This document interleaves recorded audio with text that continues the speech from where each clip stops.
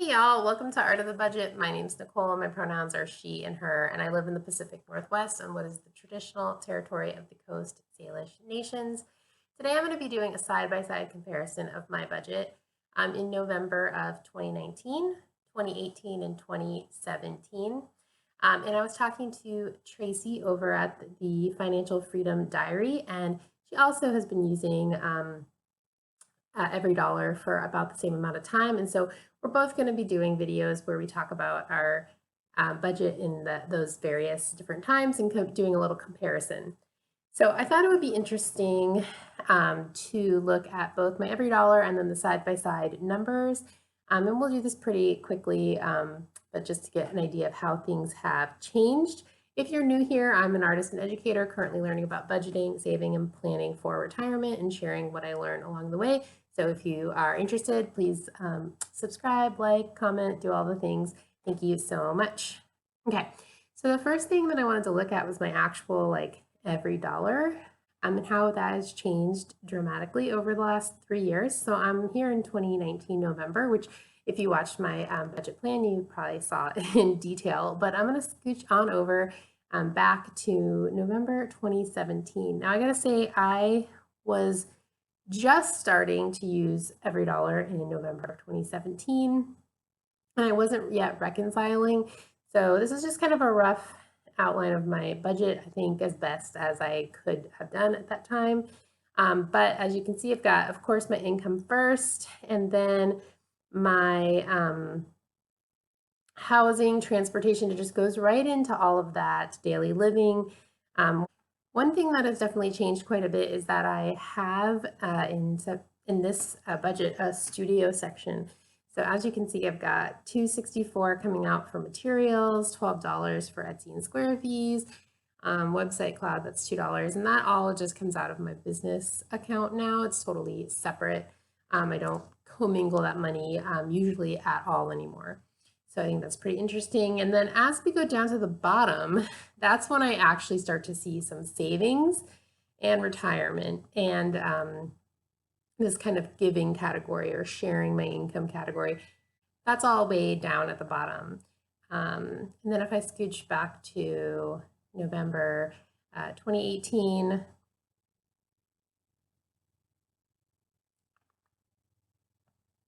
see, it's also similar. It's also down at the bottom. Something else that's interesting about November 2018 is I'm putting in my paycheck. I'm also commingling my art stuff, so art sales, community teaching income, and I'm putting in my paycheck pre-tax, and then I'm recording everything that comes out of that: taxes, FICA, my health insurance. It's all coming out of that, and I'm no longer doing that. But sometimes I still wonder, which is better to do. It was kind of interesting to have such a very thorough picture. All right, so now let's look at November 2019. And we'll look at how different this is. I've got my income. I no longer have any art income that just goes directly into my business account.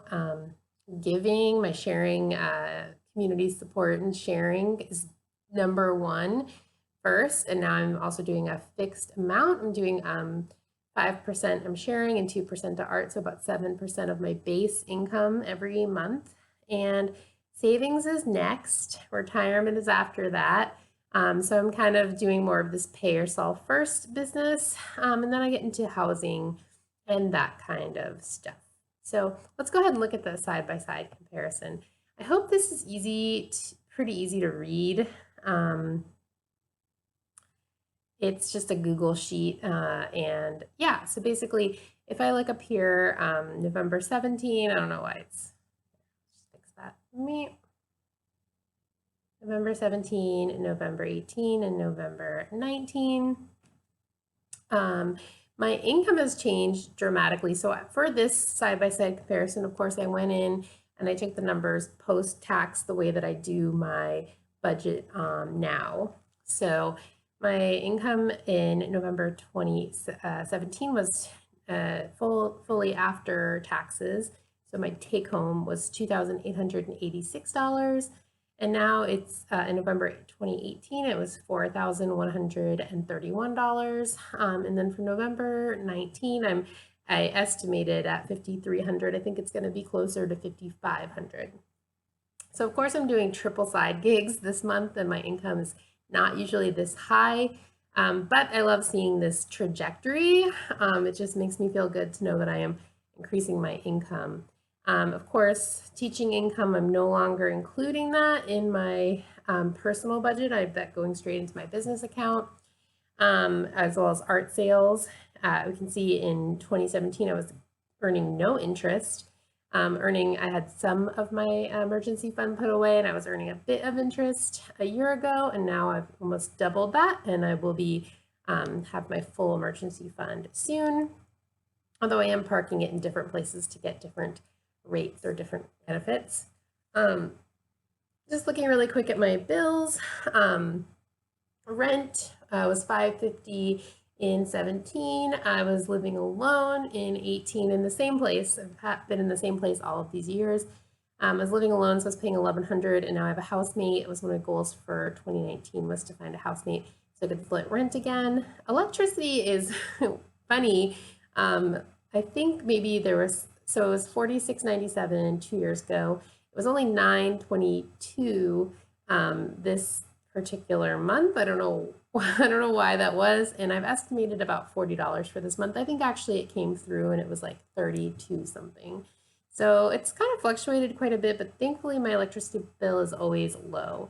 Another cool thing to note is that my mobile phone, I have the exact same service, and I don't have the exact same phone. I did buy a new phone. I bought it outright from someone. My phone bill has decreased dramatically. And again, I have the exact same service. So it went from $120 to $87.32 to what I pay now, which is about $63. So that's pretty awesome. And that's just because I took off insurance and I just did a variety of things. My internet unfortunately has gone up, but I am managing to keep it at $79.95. I hope it doesn't go up anymore.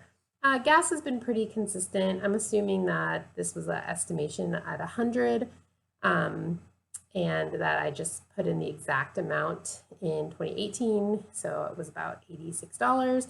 And then again, this month I'll estimate 100. License and registration, oh, I actually do know what this is, was $123. That was that first year when I think when I first got the car. Maybe I just moved, so I renewed my license, so it costs a little more. It was $103 last year, and it was just over $108 this year. Groceries have been pretty consistent. I usually always have estimated for about $300. It looks like I've been notoriously great at grocery budget in November, because I honestly mostly go over, but it looks like the last 2 years I stayed under somehow. That's interesting. I did go over in the restaurant categories, both in 2017 and 2018.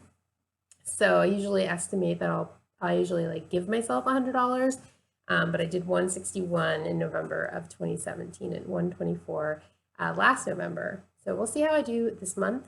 Personal money, I actually gave myself $100 of personal money this year, an actual real category.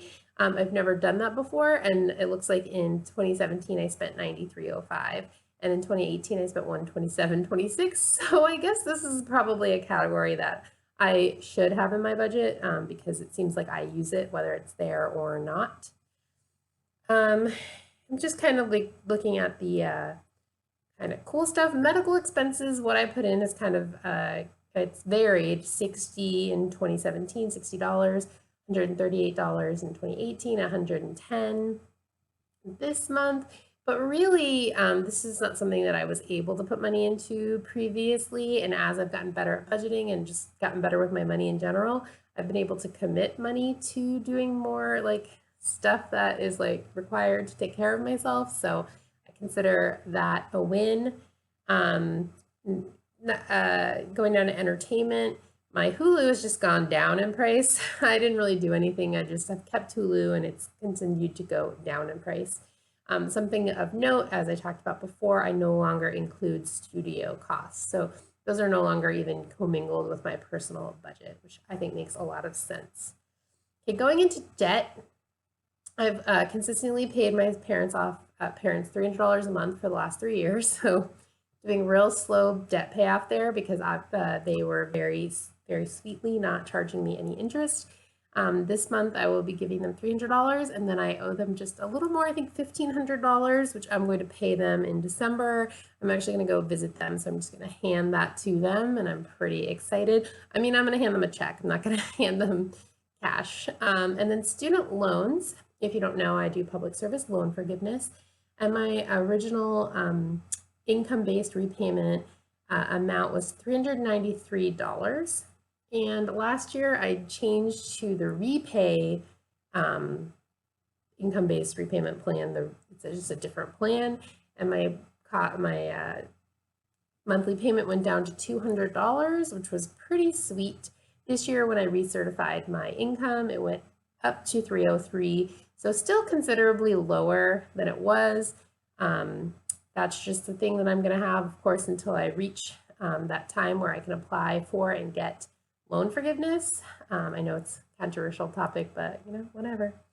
Also, something else I thought was interesting was that in 2017, I was paying $78.69 for my car insurance. That was the state required minimum. And through this process of getting it together and figuring out my money, I realized that if I got into an accident and someone got hurt, I would be screwed. So I actually went ahead and increased my premium so that I would have basically decent coverage.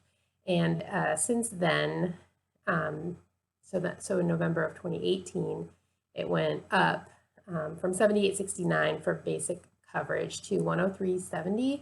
And now I'm paying about $98. I don't really know why. Taxes or something went down a little. Renter's insurance has also gone down. I increased it a little because it's gone up over the years, a little each month, but I was actually paying like $5 service fee to have a monthly draw. And so now I just pay it all at once, which is pretty cool. And then down here at savings, it's sort of down here because I set this up based on my very first, the 2017 budget.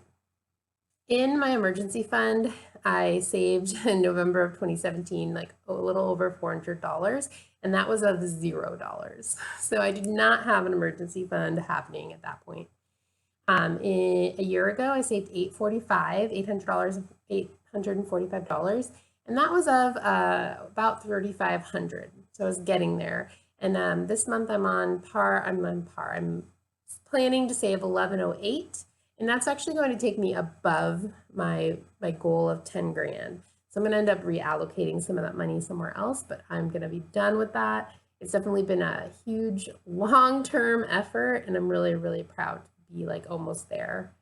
I don't really want to talk too much about my sinking funds because they're sort of random, and I'm glad I have them. I've never been a really good user of sinking funds, but I will just say that in 2017, I had a Wells Fargo account still, and I had this savings account and this checking account, and I had this buffer. I always had to have a buffer to make sure that I didn't go over and get overcharged overdraft fees. And I'm just so thankful to no longer be invested in a big bank like that. So these are all not applicable across the board here. I also did play a little bit with capital, and I just found that for me, that wasn't really useful. Of course, that's a totally cool way to save money. I think it's $3 now. It used to be free. But I found I just like everything to be precise down to the penny, and I'd rather just save that way than try to trick myself. I think I understand why it works. It's just not my style. And then the last thing I wanted to talk about was my Roth. In 2017, I was putting nothing towards a Roth. In 2018, I started with 150, and by the end of the year, I'd worked my way up to 225, and that was of almost 2 grand. That was all, basically all I put in that year. I think it was just a little over $2,000 by the end of the year. And this month, I'll be putting $775 in, and in December, I will actually max for the year. So I'm really, really proud of that achievement as well. And then finally, intersectional feminism, income sharing, community support, whatever you want to call it. While I was actually like a lot of months giving or sharing something, it was not a planned part of my budget. In 2018, it was like a very small part of my budget. And of course, now I'm up to that about 7% of my budget going to this kind of category each year of my base budget. So that's another pretty cool accomplishment. Let me know if you've got anything that has drastically changed over the years in your budget, any specific wins or even fails. Those are always interesting to know. I know for me, internet has been a fail, but saving and investing in retirement has been a major win. And of course, paying off my debt to my parents. So let me know down below. Definitely go over and see Tracy at the Financial Freedom Diary. I'll link that down below. And I will see you in the next video.